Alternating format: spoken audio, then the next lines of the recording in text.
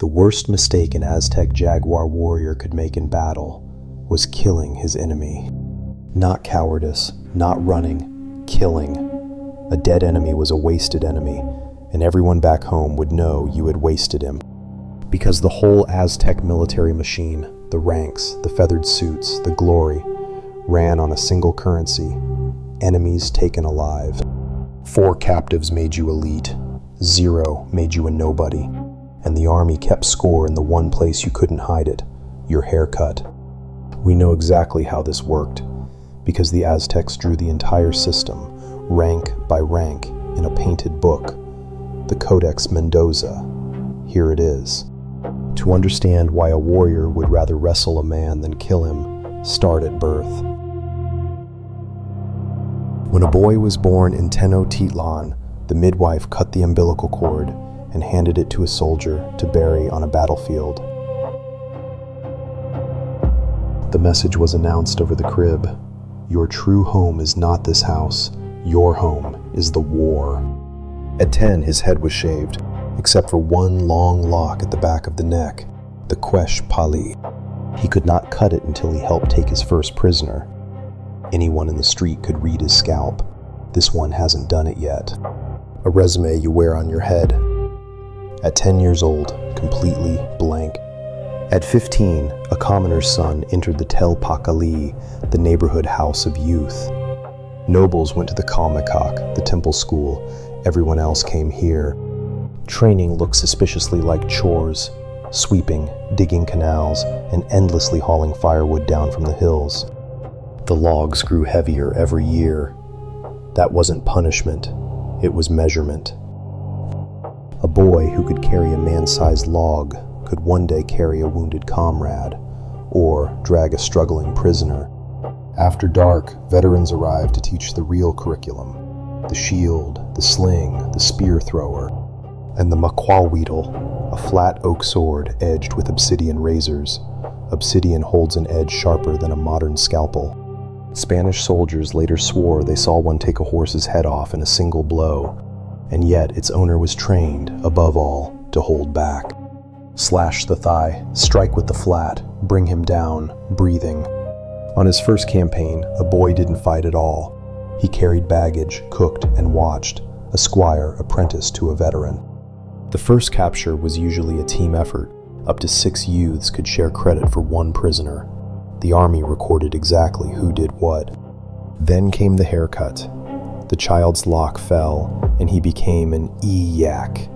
In this city, the barber's knife was a promotion. Now open the Codex Mendoza at folio 64. The whole career is drawn out like a pay scale.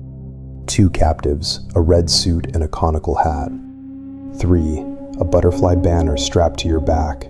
4, the Jaguar. 4 captives earned the full bodysuit, jaguar skin, or feathers sewn to imitate it, with the warrior's own face looking out of the animal's open jaws. It was the opposite of camouflage. The suit existed to be seen, a walking statement that 4 men had gone down under these hands, alive. The jaguar belonged to Tezcatlipoca, god of the night sky. Eagle warriors carried the day sun into battle. Jaguar warriors carried the dark.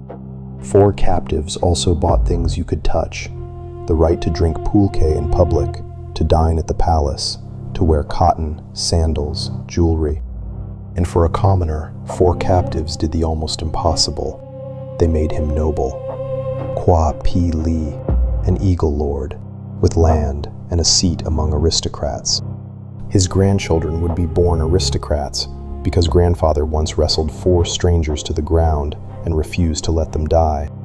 Now the other side of the ledger. 3 or 4 battles with no captive, and you got a nickname, spoken out loud. Quesh Palchi Kakbal, the youth with the baby's lock. No suit, no land, no titles. You went back to the fields, paid tribute, and kept the haircut. And before you judge that standard, look at what the rule actually demands. Overpower a trained fighter who is genuinely trying to kill you, without harming him so badly that he dies before the priests receive him. Every battlefield kill and every movie you've ever seen would read to an Aztec captain as a rookie fumbling the job. Which raises a problem. An empire at peace produces no prisoners. So the Aztecs built something historians still argue about. War by appointment. The Flower Wars. Prearranged battles against Tlaxcala and its neighbors. The date agreed, the field agreed, the armies deliberately matched. One school of historians says it plainly.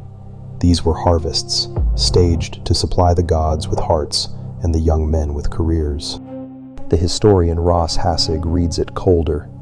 Ritual was the cover story. The Flower Wars, he argues, were a slow siege, bleeding Tlaxcala white because conquering it outright cost too much. The sources allow both readings. Both end identically. Prisoners, walking in ropes toward Tenochtitlan. And remember Tlaxcala, by the way. That grudge gets a sequel. Because now comes the strangest part of the whole system, what happened between captor and captive. The moment a warrior seized his prisoner, he pronounced a formula. "He is my beloved son." And the captive answered, "He is my beloved father." For weeks the captor fed him, groomed him, displayed him at feasts. Not mercy, bookkeeping. This man was his rank, his suit, his future. The best captives earned one last fight, tied by the ankle to a carved stone wheel. His club's obsidian was swapped for feathers. His opponent's was not. 4 elite warriors came at him, one by one. A Tlaxcalan champion named Tlahuicole fought so well the emperor offered him freedom, even a command. He refused both and asked for the stone. The chronicles disagree on the details. They agree on the ending. He chose the death of honor over the life of a guest. What happened next on the pyramid? The heart, the sun, the debt to the gods, meant for the captor one thing: his son was delivered. At the feast that followed, the man who had caught him refused to eat. His recorded words, "Shall I eat my very self?" The whole system in one sentence. Your enemy was you, your rank, your name, your mirror, taken alive and walked home. Then one emperor broke the ladder. Moctezuma II purged commoners from the palaces and the high commands. Bloodline in, merit out. The timing could not have been worse.